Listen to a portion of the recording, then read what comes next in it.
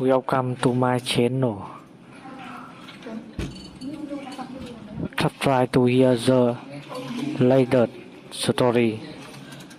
I'm standing in my parents' living room in Tampa, surrounded by my entire family.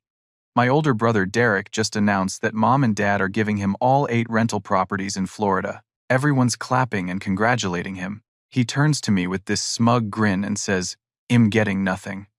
The room erupts in cheers. My aunt pats Derek on the back. My cousins shake his hand. I just smile calmly and look at Dad. His face is proud, beaming. I say quietly, "Dad, you really don't know, do you?" His smile freezes. Derek screams, "Know what?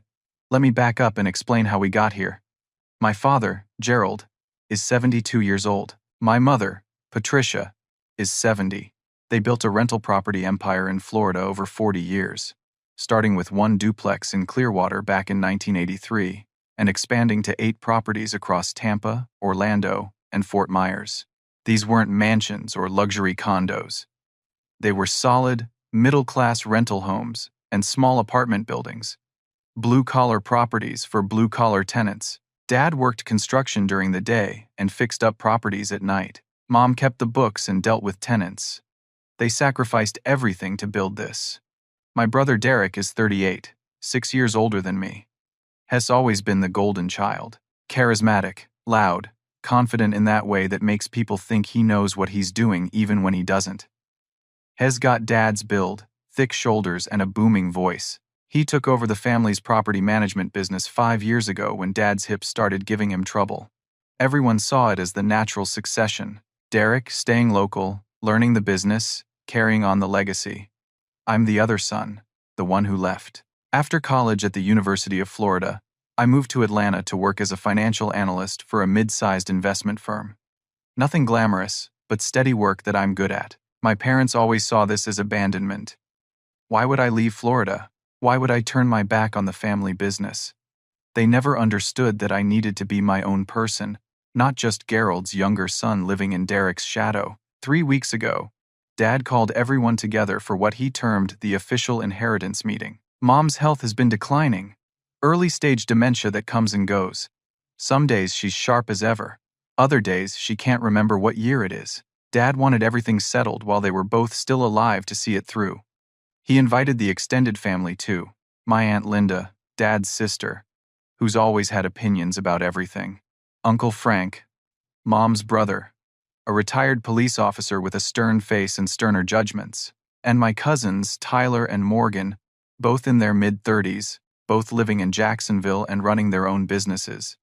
The meeting was set for a Saturday afternoon. I flew in from Atlanta Friday night and stayed at a hotel near the airport. I didn't want to stay at the house. Too many memories, too much tension. When I arrived Saturday at 2 in the afternoon, the living room was already packed.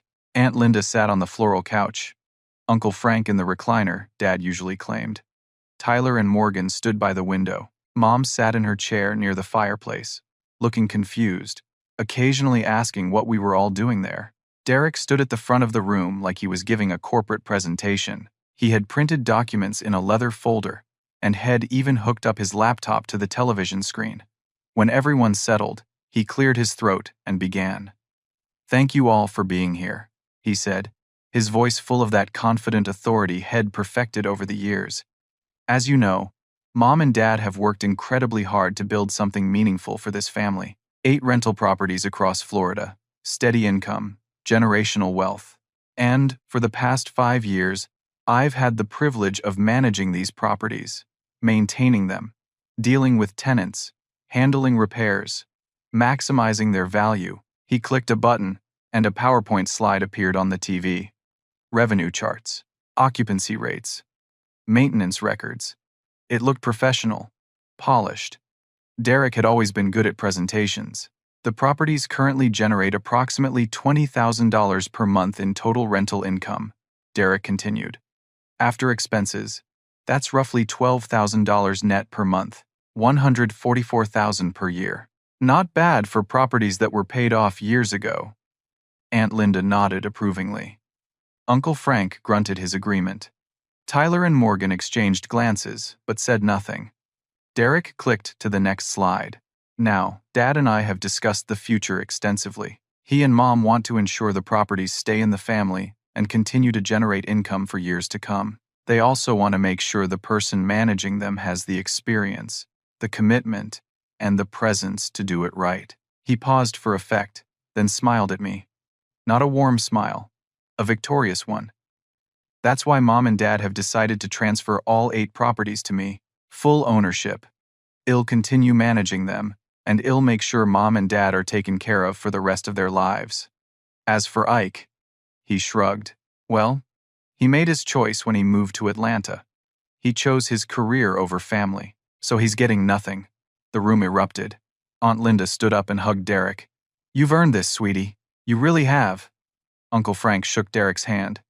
Smart move, Gerald. Keep it with the son who stayed. Tyler clapped politely. Morgan gave a thumbs up. I stood in the corner, hands in my pockets, watching. Dad sat beside Mom, his arm around her shoulders, beaming with pride. Mom looked confused, asking Patricia, who kept whispering, What's happening, Gerald? Derek walked over to me, still holding that smug grin. No hard feelings, little brother. You've got your big city job. You'll be fine. That's when I smiled. Not a fake smile. I nodded slowly, keeping my voice calm. Those weren't management updates, Dad. Derek had you sign quit-claim deeds transferring all 8 properties into his name only. You don't own them anymore. He does. You and Mom have zero legal claim to any of the properties you spent 40 years building. The silence in that room was deafening. You could hear the air conditioning hum. Someone's stomach growled. Aunt Linda's mouth hung open. Dad's hand trembled as he took my phone and scrolled through the email thread. His face shifted from pale to gray. Derek, is this true? Derek's confident smile was gone, replaced by something harder. His jaw clenched, but he recovered quickly, that salesman charm kicking back in. Dad, come on. This is ridiculous. Derek laughed, but it sounded forced. He spread his hands in a gesture of innocence. Dad knew exactly what he was signing. We discussed it for months before your surgery. You wanted to protect the properties from estate taxes and potential Medicaid liens because of Mom's condition. It's called estate planning. It's smart financial management. He turned to face me, his expression shifting to something between pity and condescension. Maybe you'd understand if you actually cared about this family, Ike. But you've been gone for what, 10 years? You don't know what's been happening here. You don't know the late-night conversations Dad and I have had about protecting the family's assets. Aunt Linda jumped to her feet. Derek's absolutely right. Gerald's been worried sick about Patricia's medical costs. Dementia care is expensive. If she needs a nursing home, Medicaid could put liens on the properties. Transferring them to Derek protects everything. That's just good planning. Uncle Frank nodded vigorously. Ike, you're stirring up trouble where there isn't any. Your brother has been here, taking care of business while you've been off doing whatever it is you do in Atlanta. Show some respect. I didn't argue. I just listened. Let them defend Derek. Let them build their case. Because I knew what was coming next. Dad looked genuinely confused now. His earlier pride completely evaporated. He stared at Derek, then at me, then at the documents on my phone screen. Derek, son, I remember being worried about protecting the properties, but I thought we were just updating insurance beneficiaries or something. You said it was routine. It was routine, Dad, Derek said, his voice smooth. Estate planning is routine. Every family with assets does it. I was protecting you. Mom spoke up from her chair, her voice small and uncertain. Gerald, what's everyone talking about? What papers? I clicked through a presentation ID prepared, mirroring Derek's earlier PowerPoint but with very different content. Each property generates between $2,000 and $3,000 per month in rent. The Tampa duplex brings in $4,800. The Orlando fourplex generates $9,200. The Fort Myers properties average $3,500 each. That's approximately $24,000 per month total. $288,000 per year. Aunt Linda frowned. Derek said $20,000 per month. Exactly, I said. Derek's been reporting roughly half the actual income to Dad. Has been collecting full rent from tenants. depositing half into the business account that Dad monitors, and depositing the other half into personal accounts Dad doesn't know about. I clicked to the next slide, showing bank statements with highlighted deposits. Over the past 5 years, Derek has diverted approximately $600,000 from Mom and Dad. The room exploded. Not with cheers this time, with shock. "That's impossible," Aunt Linda said, but her voice wavered. "That's a lie," Derek shouted. "Where would you even get this information? You're making this up because you're jealous." I didn't raise my voice. I didn't need to. The forensic accountant's full report is in my car, 87 pages of documented evidence, bank statements, tenant payment records, expense comparisons. But if you don't believe documents, maybe you'll believe people. I walked to the front door and opened it. Standing on the porch was a woman in her mid-40s, nervous but determined. "This is Amanda Porter. She's been renting Unit 2 at the Orlando Fourplex for 3 years. Amanda, can you come in and tell everyone how much rent you pay each month?" Amanda stepped inside, clutching her purse. She looked at the crowd, then at me, then at Derek. I pay $2,400. On the first of every month. I've never missed a payment." I turned to Derek. "What does your ledger say Amanda pays?" Derek rifled through the papers in his leather folder, clearly thrown off balance. He found the property records and scanned them. His face flushed. "The ledger shows $1,200. Amanda's eyebrows shot up. "$1,200? No. I have every canceled check. I can prove it. $2,400, every single month for 3 years. Maybe there's been an accounting error," Aunt Linda said weakly, but she didn't sound convinced anymore. "It's not an error," I said. I gestured toward the door again. "I have 3 more tenants in cars outside. Jackson Lee from the Tampa duplex. He pays $2,600 a month. Your records show $1,300. Sarah Miller from Fort Myers Property A. Pays $1,900. Your records show $950. And Todd Harrison from Fort Myers Property B. Pays $2,200. Your records show $1,100. They all have documentation. They all have canceled checks." Derek's face had gone from flushed to red to something approaching purple. "This is a setup. You coached them. You're trying to destroy me." "I didn't need to coach anyone, Derek. I just asked them to tell the truth." I turned back to Dad, whose face had gone from gray to ashen. "But here's the part you really don't know, Dad. I didn't just hire a forensic accountant. 6 weeks ago, I filed a formal complaint with the Hillsborough County Sheriff's Office. There's a detective outside right now. His name is Detective Marcus Harris. Has been investigating based on the evidence I provided. Hess waiting for Derek to finish his presentation so he can have a conversation with him about embezzlement and elder exploitation." The words hung in the air like a bomb. Nobody moved. Nobody breathed. Then Mom started crying. Not confused crying. Clear, sharp, heartbroken crying. "Derek, how could you?" Dad just sat there, staring at Derek like he was looking at a stranger. His son, his golden child, his chosen heir. And slowly, terribly, the truth was setting in. I walked back to the door and knocked twice. A man in his 50s wearing khakis and a polo shirt entered. He had a badge clipped to his belt. "Good afternoon, everyone. I'm Detective Marcus Harris with the Hillsborough County Sheriff's Office. Derek Patterson, I need to speak with you regarding some financial irregularities involving your parents' rental properties." Derek looked like he might run, or fight, or collapse. Instead, he did something I didn't expect. He started yelling. "This is entrapment. Ike set me up. Has been planning this for months, gathering evidence, coaching tenants, manipulating bank records. You can't trust anything he says. He abandoned this family years ago, and now he's trying to destroy us because he's bitter and jealous." Detective Harris remained calm. "Sir, I've reviewed the evidence independently. The forensic accounting report, the tenant statements, the bank records, all of it. This isn't entrapment. If you'd like to discuss this calmly, we can do it here, or we can go to the station. Your choice." Aunt Linda looked like she might faint.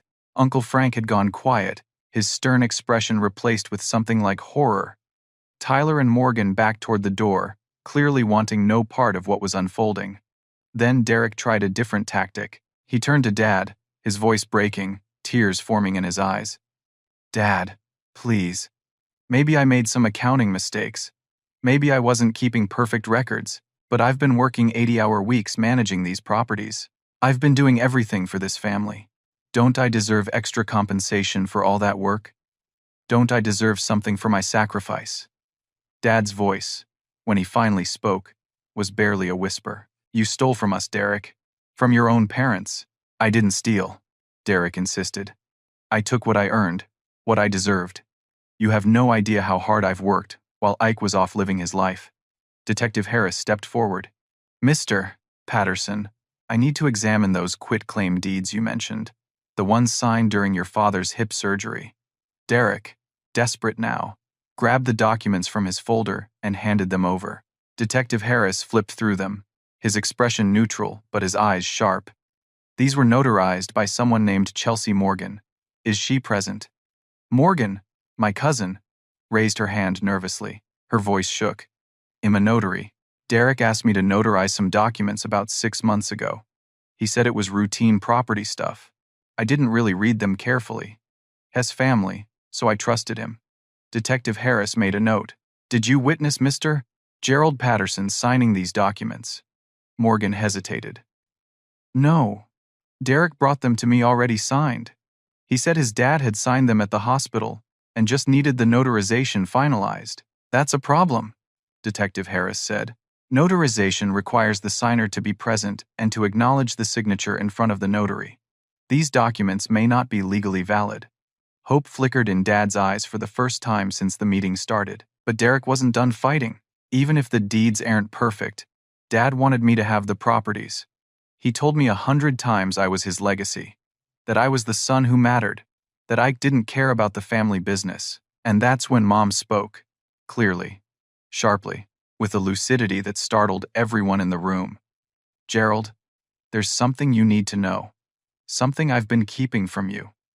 Every head turned toward her. Mom sat up straighter in her chair, her eyes focused, her voice steady. Dad looked at her with confusion and fear. Patricia, what are you talking about? I changed my will 6 months ago, Mom said. Without telling you, the room, which I thought couldn't get any more tense, somehow did. Dad's mouth opened, but no words came out. Finally, he managed. Patricia, why would you do that? Mom's eyes filled with tears, but her voice remained strong. Because I knew, Gerald. I knew Derek was lying. The chaos in the room shifted into something else. Stunned silence. Derek's face went from desperate to terrified. Dad looked at Mom like she'd just spoken in a foreign language. What do you mean you knew? Dad asked, his voice cracking. Mom clasped her hands in her lap, and for a moment, she looked every bit her 70 years. Tired, sad, but also determined. 6 months ago, I was having a good day. One of those days where my mind was clear. Derek came over to discuss the properties. He was being evasive when I asked about the rental income. He kept changing the subject, getting annoyed when I pressed for details. I couldn't articulate it well, even to myself, but something felt wrong. She looked directly at Derek, and there was no anger in her eyes. Only disappointment. A mother knows, Derek.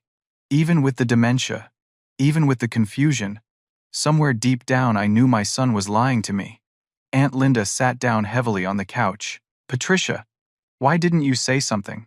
Because who would believe me? Mom's voice broke slightly. I'm the woman who forgets what day it is, who asks the same question 5 times in an hour.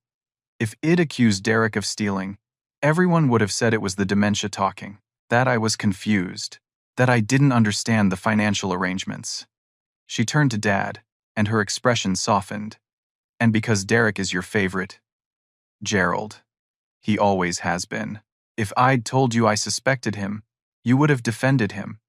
You would have convinced me I was wrong, that I was imagining things. You would have sided with Derek over me, and I couldn't bear that. Dad's face crumpled. Patricia, I would never have chosen him over you. Yes, you would have, Mom said gently. You've been doing it for years. The words hit Dad like a physical blow.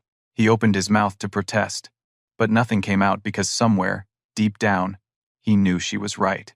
Mom continued, her hands trembling now, but her voice still clear. So, I did the only thing I could do. I called a lawyer I found in the phone book. A woman named Grace Hendricks. I met her at a coffee shop one afternoon when you thought I was at the grocery store. I told her everything. She believed me. She said even if I couldn't prove Derek was stealing, I could protect at least one of my sons. What did you do? I asked, stepping closer to her chair. Mom looked at me, and I saw tears streaming down her face. I changed my will. My 50% ownership of the properties, before Derek's illegal transfer, goes entirely to you, Ike. Every bit of my share. Derek gets nothing from me. The room erupted again. Derek lunged forward, but Detective Harris stepped between him and Mom. Don't even think about it, son. You can't do that, Derek screamed. You're not mentally competent. You have dementia. That will can be challenged. It's not legal. Actually, Detective Harris said calmly, if she made the changes during a period of lucidity, and the lawyer properly documented her mental state at the time, the will is likely valid. Courts understand that dementia patients can have clear periods. Dad broke down. Completely, utterly broke down. He buried his face in his hands and sobbed. Patricia, we've been married 47 years. Why didn't you tell me? Why didn't you trust me? Mom reached over and took his hand. Because you made Derek into something he could never live up to. You put him on a pedestal and told him he was special, that he was chosen, that he was better than Ike. You created a monster, Gerald, and I couldn't protect Derek from what you'd made him, but I could protect Ike. Aunt Linda wiped tears from her own eyes. Uncle Frank stared at the floor. Tyler and Morgan looked like they wanted to disappear through the walls. Detective Harris cleared his throat. I think we need to continue this conversation at the station. Mr. Derek Patterson, you're not under arrest at this moment, but I strongly encourage you to come with me voluntarily to answer some questions. You have the right to have an attorney present. Derek looked around the room wildly, searching for support, for sympathy, for anything. But there was nothing left. Aunt Linda wouldn't meet his eyes. Uncle Frank shook his head slowly. Tyler and Morgan had already slipped out the front door. This isn't over, Derek said, his voice hollow. You haven't won, Ike. I'll fight this. I'll fight all of it. You can try, I said quietly. But the truth doesn't change just because you fight it. Detective Harris escorted Derek toward the door. As they left, Derek turned back one last time. Dad, you know I love you. You know everything I did was for this family. But Dad didn't respond. He just sat there, holding Mom's hand, crying like he'd never seen him cry before. After they left, the house felt empty despite the people still in it. Aunt Linda approached Dad cautiously. Gerald, I'm so sorry. We should have asked more questions. We should have paid closer attention, Uncle Frank added. We saw what we wanted to see. Derek was confident, successful looking. We took him at his word. Dad nodded but didn't speak. He looked at me, his eyes red and swollen. Ike, why didn't you tell me sooner? If you suspected something 6 months ago, why wait until now? Because I needed proof, I said. Accusations without evidence would have just torn the family apart. Derek would have denied everything, and you would have been forced to choose sides. I needed documentation that couldn't be disputed. And you found it, Dad said. I found it. There was a long silence. Then Dad asked the question I'd been dreading. Do you hate your brother? I thought about it carefully before answering. No. I feel sorry for him. He had everything handed to him, and he still thought it wasn't enough. That's not hate. That's just sad. Dad nodded slowly. Then he asked another question, his voice barely audible. Do you hate me? That one hurt more, because the honest answer was complicated. Did I resent the years of feeling invisible? Yes. Did I resent the constant comparisons to Derek? Yes. Did I resent being made to feel like leaving Florida was a betrayal? Absolutely. But hate? No, Dad. I don't hate you. But I've been angry for a long time. I don't blame you, Dad said. I failed you. I failed both my sons. I put Derek on a pedestal, and I pushed you away. I created this mess. Mom squeezed his hand. We both did, Gerald. We both made mistakes. The afternoon sun was starting to sink lower, casting long shadows through the living room windows. Aunt Linda and Uncle Frank quietly excused themselves, promising to call later. The house fell into a heavy, exhausted silence. I sat down in the chair across from my parents. What happens now? Dad looked at the legal documents scattered across the coffee table. The evidence of Derek's betrayal spread out like accusatory witnesses. I suppose I need to get a lawyer. Contest those quit-claim deeds. Figure out if the properties are even still legally mine. They are, I said. The forensic accountant confirmed that. Derek never completed the transfer properly because he was worried about triggering tax implications. The deeds were signed but never properly filed with the county. The properties are still in your name legally. Dad's shoulders sagged with relief. Small mercy. What about Derek? Mom asked. What will happen to him? That depends on a lot of things, I said. How the investigation goes. Whether he cooperates. Whether he's willing to make restitution. Hess looking at serious charges. Grand theft. Elder exploitation. Fraud. Forgery. He could go to prison. Mom started crying again. Hez still my son. I know, I said. And that's what makes this so hard. We sat there as the sun set. 3 people in a living room that suddenly felt too big and too empty, trying to figure out how a family comes back from something like this. 2 weeks later, I was back in Atlanta, sitting in my apartment on the 14th floor of a building overlooking Piedmont Park. My phone rang. It was Dad. Derek was arrested this morning, he said without preamble. Formal charges, grand theft over $50,000 and exploitation of an elderly person. His bail is set at $100,000. I closed my laptop and walked to the window. Is anyone posting bail? Stephanie left him, Dad said. Stephanie was Derek's wife of 8 years. It only met her a handful of times at holidays. Shed always seemed nice, if a bit naive about Derek's character. She filed for divorce 3 days after the detective took him in. Took their savings, moved to her mother's house in Tallahassee. So, no, nobody's posting bail. Hez, sitting in Hillsborough County Jail. How's Mom?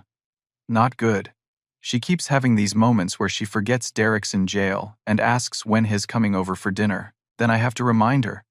And she breaks down all over again. The stress is making her dementia worse.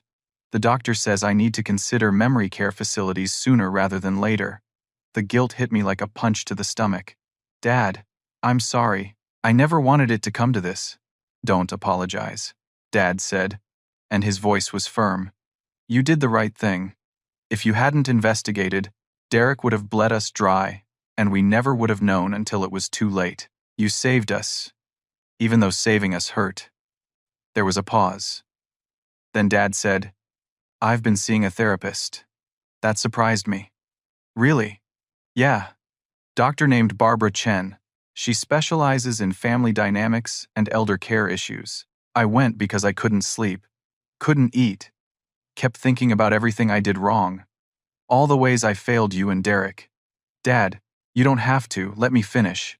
Dad interrupted gently. I need to say this. The therapist asked me why I favored Derek. I gave her all the surface answers. He stayed, he worked in the business, he was dependable. But she kept pushing, kept asking why those things mattered so much. And finally I got to the truth. He took a shaky breath. When you left for Atlanta, I felt like you were rejecting me. Rejecting everything I'd built. I spent 40 years creating something I thought would keep the family together, and you walked away from it. That hurt. So I poured all my energy and attention into Derek, because he stayed, because he validated the life I'd chosen.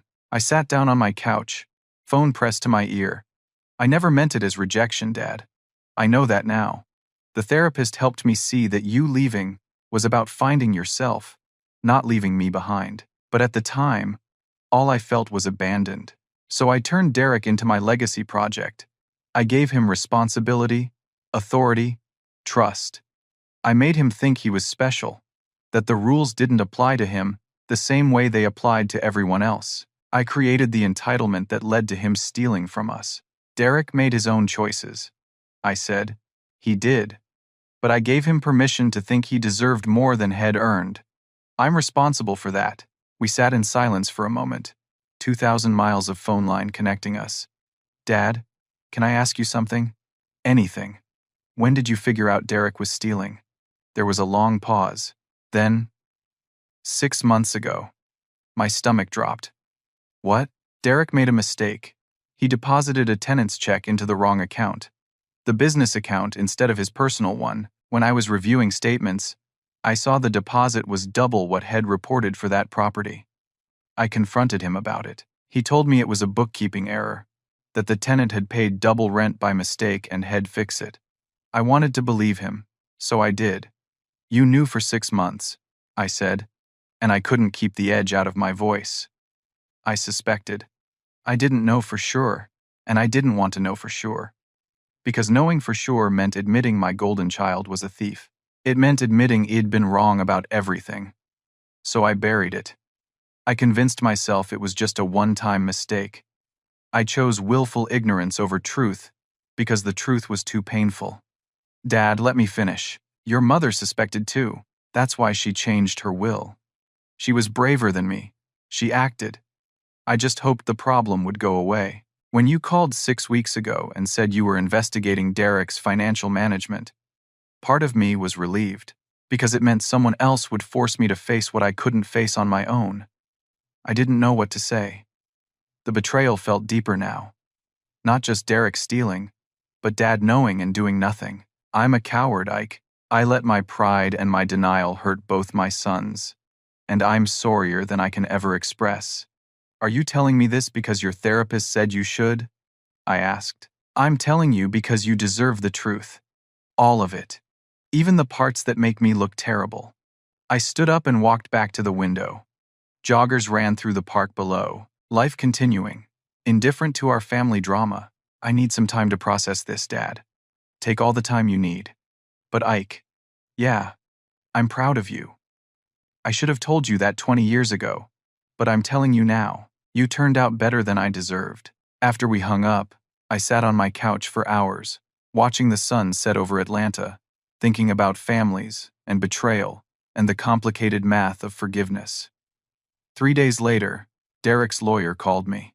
His name was Robert Martinez, and he sounded tired.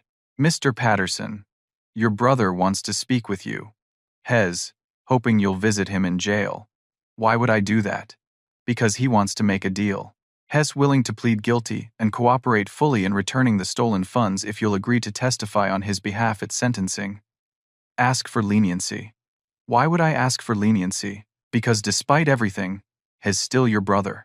And because if this goes to trial, your family will be dragged through months of public testimony. Every ugly detail will be in the newspapers. Your mother's dementia, your father's failures, the family dysfunction. All of it. Public record. I hated that he was right. He'll think about it. Hess scared, Mr. Patterson. Hess facing 15 years in prison. He knows he destroyed everything. Hess asking for mercy. He didn't show my parents any mercy when he was stealing from them. True. But you're not him. That's the point, isn't it? I hung up and stared at my phone. Then I booked a flight to Tampa. The Hillsborough County Jail was a beige concrete building that looked exactly like every jail in America. Depressing, institutional, designed to strip away dignity. I went through security, signed paperwork, and waited in a visitation room with plastic chairs and a thick glass partition. When Derek walked in wearing an orange jumpsuit, he looked smaller than I remembered, thinner. His confident swagger was gone, replaced by slumped shoulders and dark circles under his eyes. He picked up the phone on his side of the glass. I picked up mine. Thanks for coming, he said. Your lawyer was persuasive. I'm sorry, Ike, for everything, for stealing from Mom and Dad, for being a jerk to you my whole life, for taking credit for work I didn't do, and blaming you for choices you had every right to make. I'm sorry. Why did you do it? I asked. Derek looked at his hands. At first, it was just small stuff, padding expenses a little, keeping a few hundred here and there as a bonus for all the work I was doing. I justified it by telling myself I was underpaid for the hours I put in. Then it got easier. It'd take a little more each month. Nobody noticed, so I took more. After a while, it wasn't even about the money. It was about feeling like I was getting away with something, like I was smarter than everyone else. You stole $600,000, Derek. I know. And I don't have it anymore.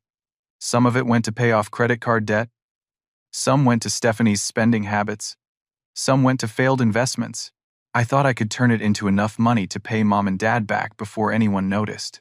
But I kept losing and losing. You could have stopped at any time. I know. We sat in silence for a moment. Then Derek said something I didn't expect. I was jealous of you. Of me. You got out.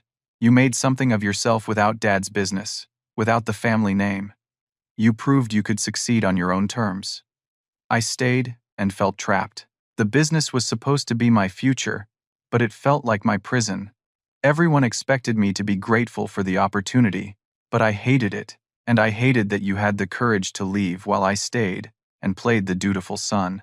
So you punished Mom and Dad for your choices. I wasn't thinking about it like that. I was just angry all the time, and the money made me feel powerful. Like I had control over something. He paused. The worst part? Dad knew. My blood went cold. What? 6 months ago, Dad confronted me about a deposit discrepancy. I saw it in his eyes. He knew I was stealing, but he didn't want to believe it, so he let me give him a weak excuse, and he accepted it. He knew, and he did nothing because facing the truth meant facing his failure as a father. It was exactly what Dad had told me, but hearing it from Derek made it real in a different way. So what do you want from me? I asked. Forgiveness, maybe? Or just a chance to prove I'm not completely irredeemable. I'll plead guilty. I'll cooperate with returning whatever money can be recovered. I'll do my time, but if you testify that I'm taking responsibility, that I'm genuinely remorseful, maybe the judge will show some mercy. Maybe I'll get 7 years instead of 15. Maybe I'll still have some life left when I get out. I looked at my brother through the glass partition, the golden child, the favorite son, now just another inmate in an orange jumpsuit, asking for help from the brother head spent a lifetime dismissing. I'll think about it, I said. That's more than I deserve. As I stood to leave, Derek said one more thing. There's something else you should know. Something that's going to come out during the investigation. I have a daughter. I froze. What? Her name is Lily. She's 10 years old. I had her with a woman named Samantha Morris before I married Stephanie. I've been sending Samantha money for child support, paying for it with the funds I skimmed from the properties. Stephanie doesn't know. Dad doesn't know. Nobody knows except you now. Why are you telling me this? Because Samantha was in a car accident 3 months ago. She died. Lily's been in foster care because I couldn't take her. I'm in jail. Stephanie's leaving me. And I've got nobody who can help. But you could. You want me to take your secret daughter that nobody knows about? I want you to at least meet her. She's a good kid. None of this is her fault. And she's family. I walked out of that jail feeling like I'd been hit by a truck. The next 3 months were a blur of legal proceedings, difficult conversations, and family reckoning. Derek pleaded guilty to grand theft and elder exploitation. The prosecution agreed to recommend a reduced sentence in exchange for his full cooperation and a payment plan to return the stolen funds.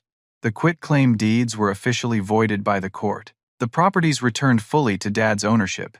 I flew to Tampa every other week to help Dad navigate the legal complexities.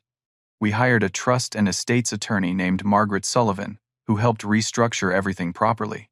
Dad created an irrevocable trust with both Derek and me as beneficiaries, but with strict provisions that Derek couldn't access his share until Head completed his sentence and paid full restitution.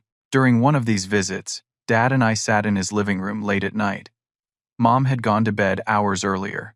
He pulled out a bottle of whiskey, poured 2 glasses, and handed me one. I've been lying to myself for years, he said. About Derek. About you. About what kind of father I was. Dad, we don't have to. Yes, we do. Let me say this while I still have the courage. He took a sip of whiskey. When you left for Atlanta, I felt abandoned. I took it personally. Everything I built, I built for my sons. My legacy was supposed to be passing this business to you and Derek, watching you work together, knowing the properties would stay in the family for generations. When you chose a different path, it felt like rejection. It wasn't about rejecting you, I said. I know that now. You needed to find your own way. That's what good parents want for their children. But I wasn't being a good parent. I was being selfish. I wanted you to validate my life choices by making the same ones. He refilled his glass. So I poured everything into Derek, praised him constantly, gave him authority he hadn't earned, made him think he was special, chosen, better than everyone else. I created his entitlement. When he started showing signs of cutting corners or being dishonest, I ignored it because admitting he had flaws meant admitting I'd failed. You didn't make Derek steal, Dad. No, but I made it possible. I created an environment where he thought rules didn't apply to him, where he felt entitled to take what he wanted. That's on me, he looked at me directly. And I pushed you away, made you feel like you weren't good enough, like you disappointed me by being your own person. I'm sorry, Ike. I'm so sorry. It waited my whole life to hear those words, but now that they were here, they just made me sad. I forgive you, Dad, but you need to forgive yourself, too. I'm working on it. The therapist says I need to separate my self-worth from my son's choices, that I need to see you both as individuals, not extensions of myself. He smiled sadly. It's harder than it sounds. We sat in comfortable silence for a while. Then I told him about Lily. Dad's face went through a series of expressions: shock, confusion, anger, and finally something like resignation. Derek has a daughter, 10 years old. She's been in foster care since her mother died. Derek's been paying child support with stolen money. Of course he was. Dad rubbed his face. What happens to her now? That's complicated. Derek wants me to consider becoming her guardian. His lawyer reached out. Social services is involved. She needs family. You barely know this child exists. I know. But she's innocent in all this. And she's blood. Dad looked at me with something like awe. After everything Derek did to you, you'd taken his daughter. I'm thinking about it. It's not about Derek. It's about doing what's right for a kid who lost her mother and has a father in prison. You're a better man than me, son. I learned from watching your mistakes. I said. It came out harsher than I intended, but Dad nodded. Fair enough. 2 weeks later, I flew to Jacksonville to meet Lily. She was staying in a foster home run by a couple named the Johnsons, kind people who took in kids short-term while family situations got sorted out. Mrs. Johnson led me to a small bedroom where Lily sat on the bed, clutching a worn, stuffed bear. She was small for 10, with Derek's eyes and dark hair pulled back in a ponytail. When Mrs. Johnson introduced me as her uncle, Lily looked at me with suspicion. My dad said he didn't have a brother, she said quietly. The words hit hard. Derek had erased me from his life so completely that even his secret daughter didn't know I existed. Your dad and I haven't been close for a long time, but his younger brother. That makes me your uncle. Are you going to take me? Thinking about it. But I wanted to meet you first, talk to you, see if that's something you'd want. She studied me carefully. Are you nice? I try to be. My dad wasn't always nice. He'd get angry sometimes when I called. Said I was expensive. Her voice was matter of fact, like she was reporting the weather. But I could hear the hurt underneath. That wasn't your fault. I know. My mom said Dad had problems, that he wasn't good at being a dad. She hugged the bear tighter. Are you good at being an uncle? I've never been an uncle before, so I'm not sure. But I'd try my best. We talked for an hour. She told me about school, about her favorite books, about missing her mother. She showed me drawings she'd made, mostly of animals and flowers. She asked if I had a dog. I said no, but maybe we could get one if she came to live with me. Her eyes lit up for the first time. When I left, I told Mrs. Johnson I'd make a decision within the week. The decision kept me up at night. Taking Lily meant completely restructuring my life. I was single, focused on my career, living in a one-bedroom apartment. I'd have to move, adjust my work schedule, learn how to be a guardian to a traumatized 10-year-old. It was overwhelming. But every time I thought about saying no, I saw her face, small, hopeful, scared. Shed already lost her mother. Her father was in prison. She deserved better than the foster system shuffling her around. I called Dad. I'm going to do it. I'm going to take Lily. There was a long pause. You're sure? No. But I'm doing it anyway. You need help. Probably. Your mother and I will help however we can. She's our granddaughter, even if we just found out about her. I started the legal process to become Lily's guardian. It took 4 months of paperwork, home visits, background checks, and court hearings. I moved to a 2-bedroom apartment near a good school district. I adjusted my work schedule to part-time remote so I could be home when she got out of school. I hired a part-time nanny named Carol for the hours I absolutely had to be in the office. The day Lily moved in, she walked through the apartment slowly, taking everything in. Id decorated her room with things Mrs. Johnson said she liked. Books, art supplies, a desk by the window. She stood in the doorway staring. "This is mine," she asked. "This is yours." She walked in, touched the bed, the dresser, the bookshelf. Then she turned to me, tears in her eyes. "Thank you." It wasn't easy. Lily had nightmares. She was angry sometimes, grieving her mother, confused about her father. She tested boundaries, pushed back, had meltdowns. But slowly, over months, she started to settle. She made friends at school. She joined a soccer team. She started calling me Uncle Ike without hesitation. Dad and Mom visited every month. Mom, despite her declining memory, connected with Lily in ways that surprised everyone. She'd have lucid conversations with her, tell her stories from when Dad and Mom first started the rental business. Lily would listen, enraptured. 1 year after taking Lily in, I got a call from Derek's lawyer. Derek was eligible for early release, for good behavior. Had completed anger management and financial responsibility courses in prison. He wanted to know if he could see Lily. I set firm boundaries, supervised visits only. He had to prove he was stable, employed, and genuinely committed to being a positive presence before I'd consider anything more. Derek agreed without argument. The first visit was awkward. Derek cried when he saw Lily. She was polite but distant. Over time, they developed a careful relationship. Not father and daughter in the traditional sense, but something honest. Derek was learning to be accountable, and Lily was learning that people could change. Derek got a job in construction after his release. He rented a small apartment in Tampa. He attended every court-mandated therapy session. He paid $20 at a time toward his restitution, slowly chipping away at the debt. At a family dinner one night, Derek pulled me aside. "I don't deserve what you did." Taking Lily, giving me a chance to know her, testifying for leniency. "I don't deserve any of it." "No, you don't," I agreed. "But Lily deserved a family. And somewhere under all the selfishness, you're still my brother. So I did it for her. And maybe a little bit for the person I hope you'll become." Derek nodded, tears in his eyes. "I'm trying. Every day, I'm trying to be better than I was. That's all anyone can ask." 6 months after Derek's release, I got an unexpected call from a family law attorney named Jennifer Walsh. "Mr. Patterson, I'm representing Samantha Morris' sister, Helen Garrett. She's petitioned the court for custody of Lily." My stomach dropped. "On what grounds?" "She claims she's blood family and has more right to custody than you.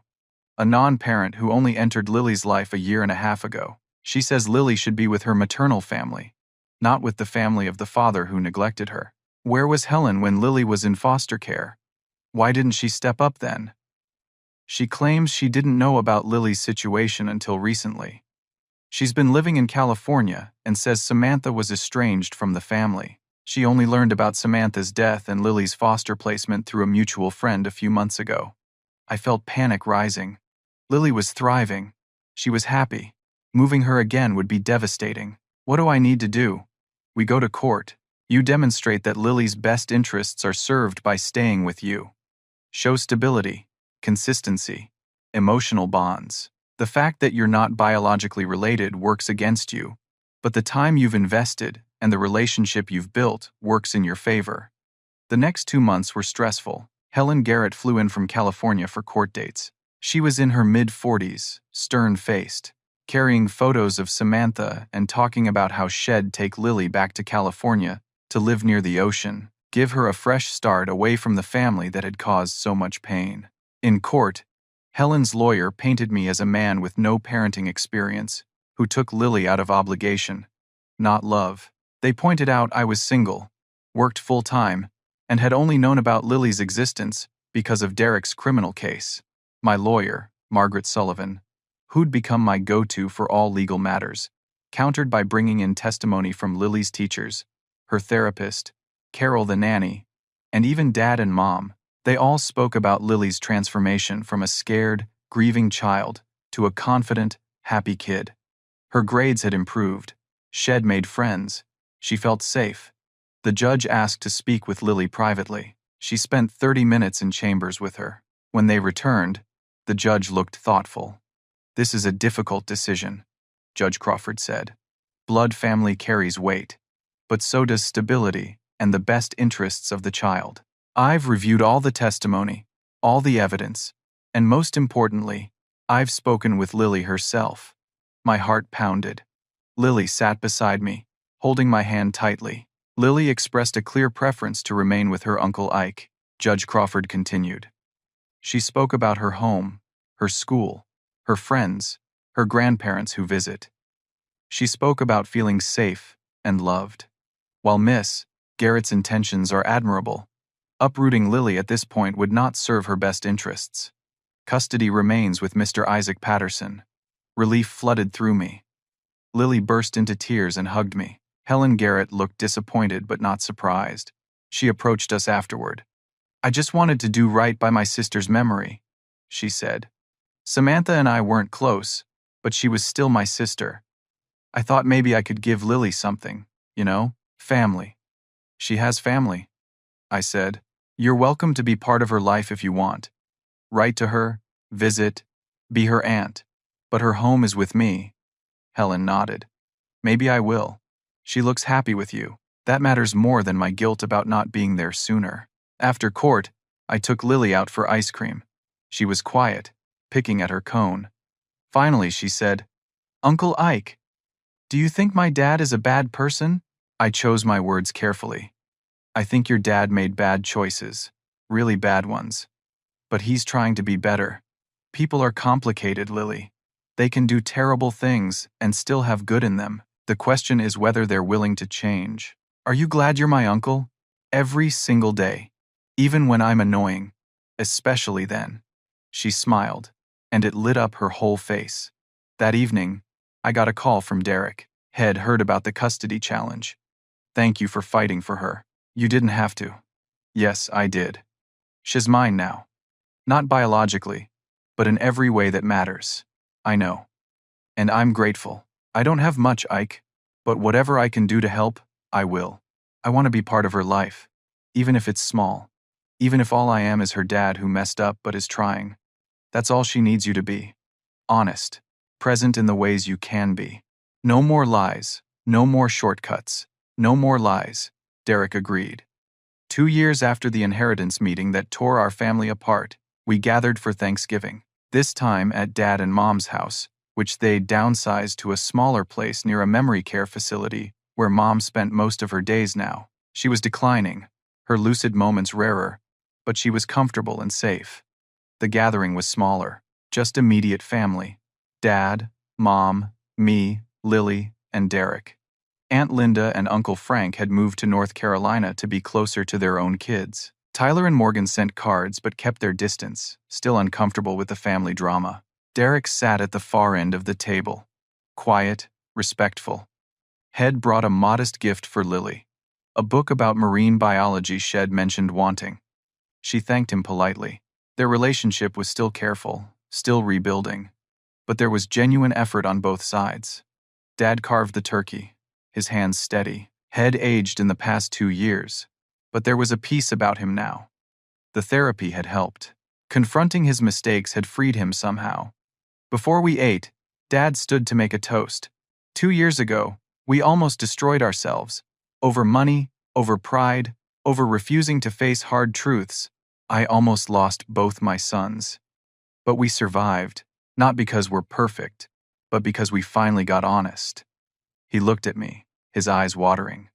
Ike, you saved this family, not by fighting, not by being vindictive, but by doing what was right, even when it was hard. You've shown more integrity, more compassion, more courage than I ever taught you. You learned that despite me, not because of me, and am grateful. He turned to Derek. Son, you made terrible choices. You hurt people I love, but you're facing what you did. You're trying to make it right, and that takes a different kind of courage. I'm proud that you're trying. Then he looked at Lily. And you, sweetheart, you're the unexpected blessing in all this mess. You remind us what family is supposed to be about. Not property, not money, not legacy. Just showing up for each other. We raised our glasses. Mom, in one of her rare clear moments, added her own toast to the family we chose to become instead of the family we were pretending to be. After dinner, Lily and I walked outside. She was 12 now, taller, more confident. She'd made the honor roll at school. She had plans to try out for the travel soccer team. She talked about maybe going to college in Florida, staying close to family. Uncle Ike, can I ask you something? Always. Do you ever regret it? Taking me in?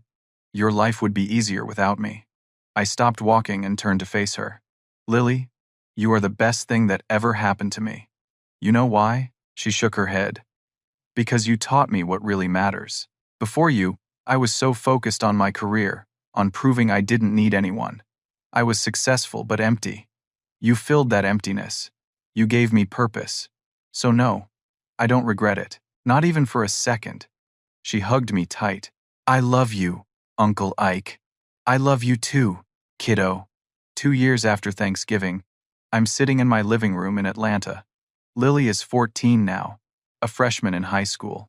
She's on the couch doing homework, her legs tucked under her, earbuds in, occasionally singing off key to whatever music she's listening to. This is home, this ordinary moment, this simple, peaceful routine.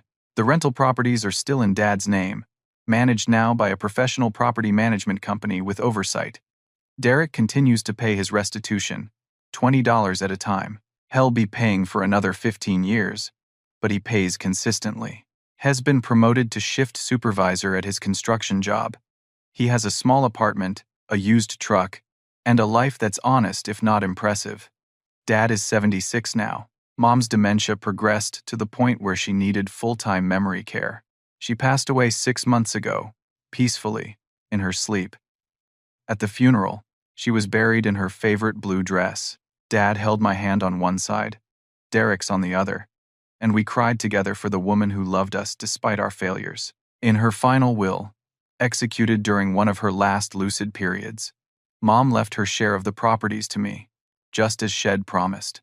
Dad insisted we split everything 50-50 anyway, creating a new trust that divides everything equally between Derek and me, with provisions that protect against future mistakes. It's what your mother would have wanted, Dad said.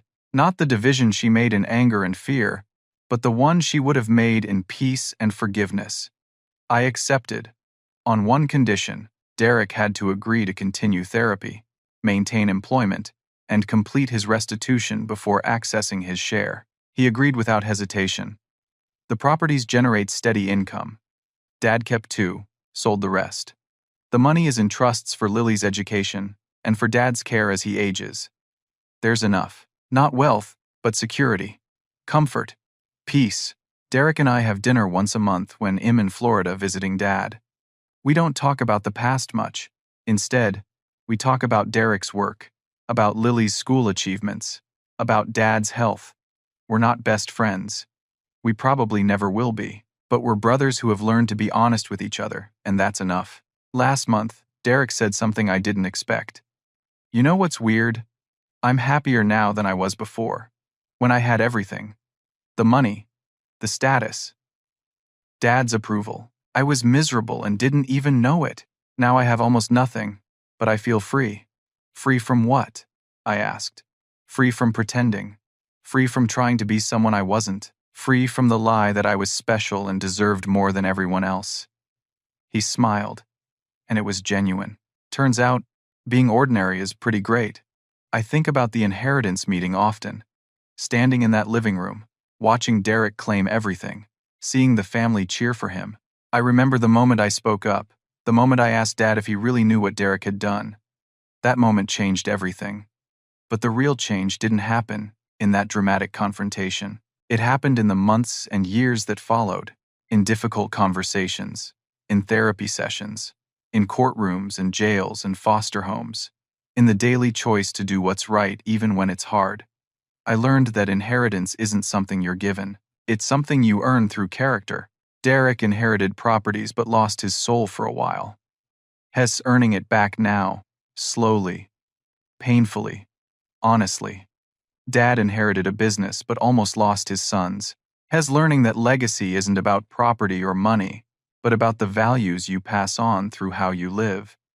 I inherited nothing tangible from the rental properties in the beginning, but I gained something far more valuable. I learned that doing the right thing, even when it costs you, even when it hurts, even when nobody's watching, is the only inheritance worth passing on to the next generation. Lily looks up from her homework. Uncle Ike, can you help me with this math problem? I walk over and sit beside her. The problem is about compound interest, about how small amounts grow over time when you invest them properly. I show her how to calculate it, how to see the long-term pattern instead of just the immediate numbers. It's kind of like life, she says thoughtfully. Small, good choices adding up over time. Exactly like life. I agree. She goes back to her homework. I go back to my laptop. Outside, the Atlanta skyline glitters in the evening light. Tomorrow, Lily has soccer practice. I have a work meeting. Derek is starting a new job assignment. Dad is visiting Mom's grave with flowers. Life continues. The 8 rental properties in Florida, the ones that almost destroyed our family, are just buildings now.